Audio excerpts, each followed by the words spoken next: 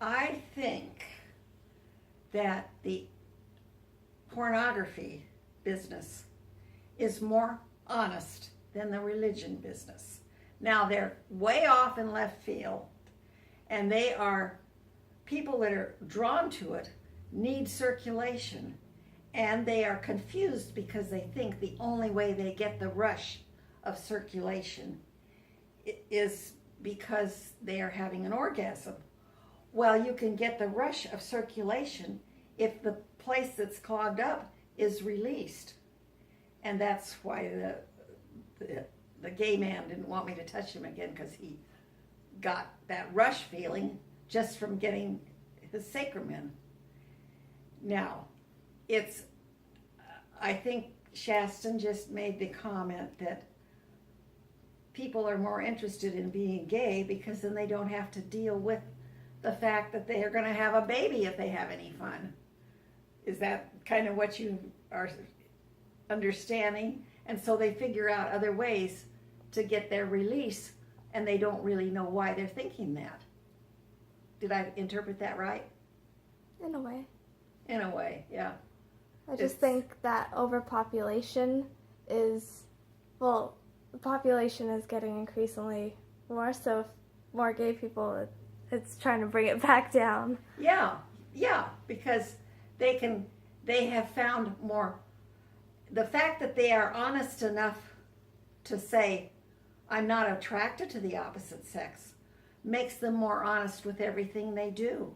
And they're more, maybe will be more open to this information that I'm trying to get out, that any restriction, and okay, I'll go ahead and say what I'm going to say here. I hope, dear child, that it's not a shock to you. I have dated a lot of men in my life, and most of them are doctors.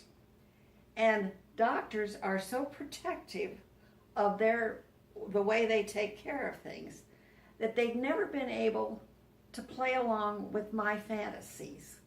Well, when I was a little kid, I rode a man's bicycle and I fell and did really bad damage. Did I talk about this before?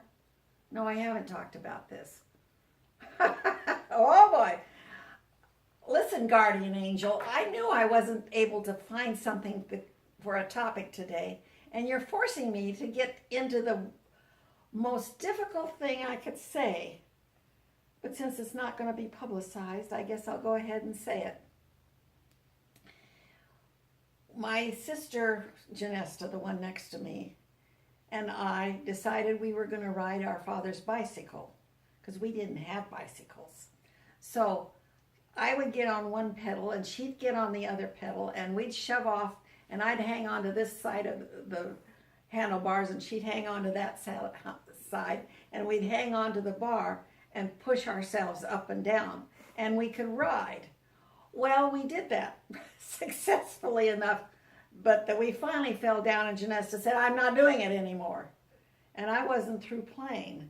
And I thought, I bet I could do it, and I could push down on one side and then push down on the other side and go across the bar. Well, first I tried it with my leg through the bar, underneath the bar, and that didn't work.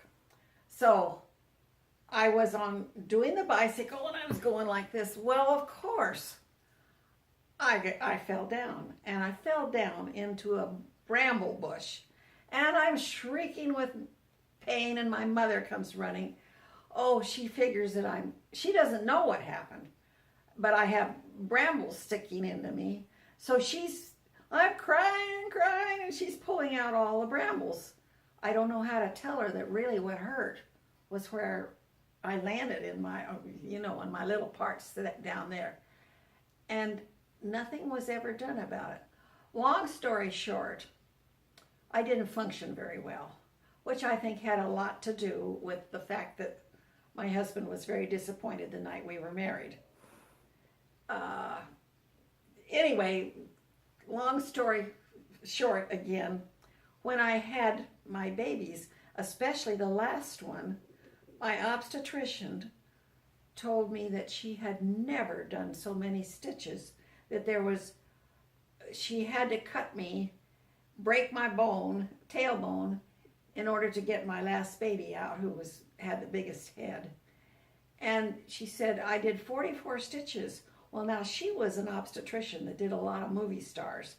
So actually, she had to take Eddie Fisher home the night after I had that baby because she had delivered Connie Stevens, I guess, too. Anyway, that's neither here nor there, except that she was a very knowledgeable lady and a friend. And she just said, I think you should be aware that something's going on there. Well, I never got any satisfaction until I dated a couple of Marines. And I'll tell you, they were both excellent marksmen. One of them was a sniper. And they would follow my fantasies, and they loosened me up enough so that I had developed an incontinence problem, and it's gone.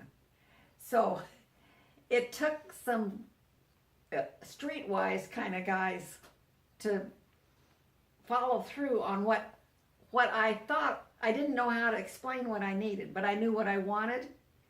And so that is why I feel like the chances of finding out what's really wrong with you are better if you just follow your fantasies and try to figure out, what could this be telling you?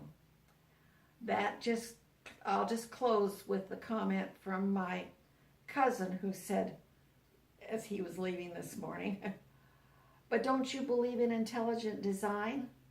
I said, I certainly believe in intelligent design. But I think we are so presumptuous that we think we can decide what is intelligent design. Was it intelligent design for the Catholic Church to tell their priests to be celibate? It's just another block in us finding out what our bodies are really trying to tell us.